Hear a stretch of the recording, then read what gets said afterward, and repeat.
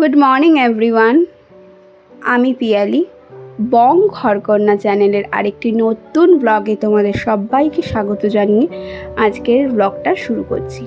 তো এখন বাজে সকাল 6টা আর আমি ওদিকে আমার বাসি যে ড্রেসটা ছিল সেটা চেঞ্জ করে আমি ভাত বসিয়ে দিয়েছি, দিয়ে আমি এদিকে জানলাটা খুলতে এসেছি। সকালবেলার এই মনোরম দৃশ্যটা আমার খুবই ভালো লাগে।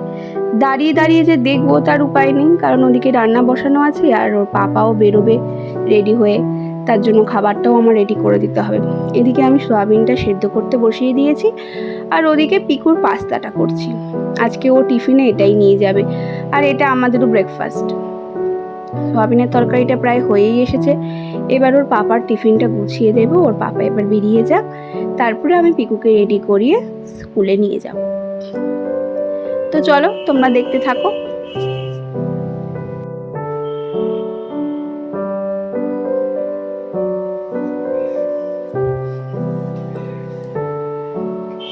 পিকুকে স্কুলে দিয়ে এসে আমার প্রত্যেক দিনের কাজ এটা, বিছানা গুছিয়ে রান্নাঘর পরিষ্কার করিয়ে আর বাদবাকি যা কাজ থাকে আমার সেগুলো সব সেরে নিয়ে তারপরে আমি পিকুকে আনতে যাই।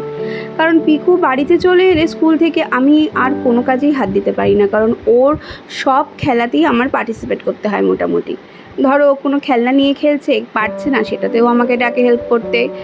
আবার ধরো টিভি দেখছি, ওটা পছন্দ হচ্ছে না, পছন্দ মতন কিছু খুঁজে দেওয়াও সেটাও আমার কাজ। তো যাই হোক, পুরোটা ওকেই সময়টা দিতে হয়। আর মা থাকলে, মানে পিকুর ঠাম্মি বাড়িতে থাকলে সেটা আমাকে অতটা ঝামেলাটা পোয়াতে হয় না, কারণ মার সাথেই ওই সবগুলো করেও। তো মা কদিন নেই, একটু ঘুরতে গিয়েছে, তাই জন্য আমাকেই পুরো সময়টা দিতে হচ্ছে। ওই জন্য আমি বরাবরই চেষ্টা করি ওকে স্কুলে দিয়ে এসে সব কাজ সেরে স্নান করে তারপরে ওকে আনতে যাওয়া। আর কাজ বলতে কোনো কিছুই কাজ আমি বাকি রাখি না। পিকুকে নিয়ে এসে শুধু আমার কাজ থাকে ওকে স্নান করিয়ে খাইয়ে ঘুম পাড়ানো, কারণ ঠিকঠাক টাইমে ঘুম না পাড়ালে আবার বিকেলে উঠে আবার পড়তে বসতে চাইবে না। আর তারপরে আমারও পড়ানো থাকে, আমার স্টুডেন্টরা আসে, তোমরা তো সবই জানো। তো যাই হোক, আমি কাজ করছি, তোমরা দেখতে থাকো, আমি ততক্ষণে কাজটা সেরে নিই।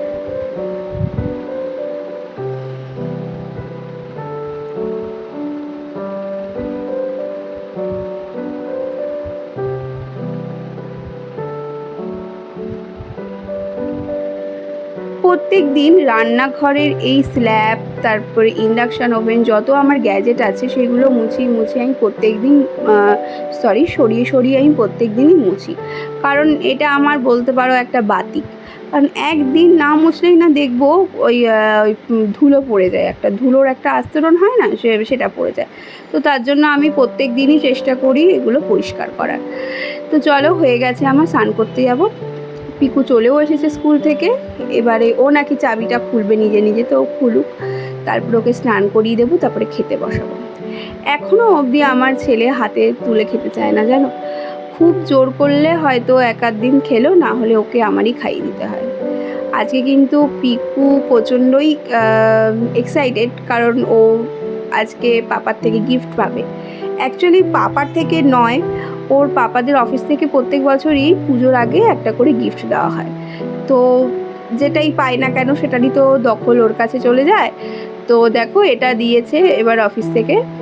এই ট্রলিটা নাকি ও নিয়ে যাবে বলছে, ও যখন বাইরে ঘুরতে যাবে নাকি ওর জিনিসপত্রই এর মধ্যে থাকবে, আমাদের কোনো কিছুই ওর মধ্যে ঢোকাতে দেবে না। তো যাই হোক, নিক, ও যেটাতে আনন্দ পায় সেটাই আমাদের কাছে আনন্দ। আর এই যে আমি বিকেলে পড়াতে বসে গেছি, আর আজকে আমার স্টুডেন্ট একজন আসেনি। তারপরে না উঠে আমার না ভীষণ দুধ চা খেতে ইচ্ছা করলো।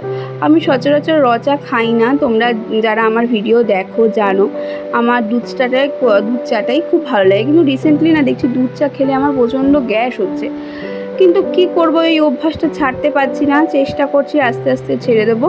তো অল্প অল্প করে খাচ্ছি। আজকে ওর পাপা খাবে না বলে আমার জন্য অল্প একটু চা করেছিলাম।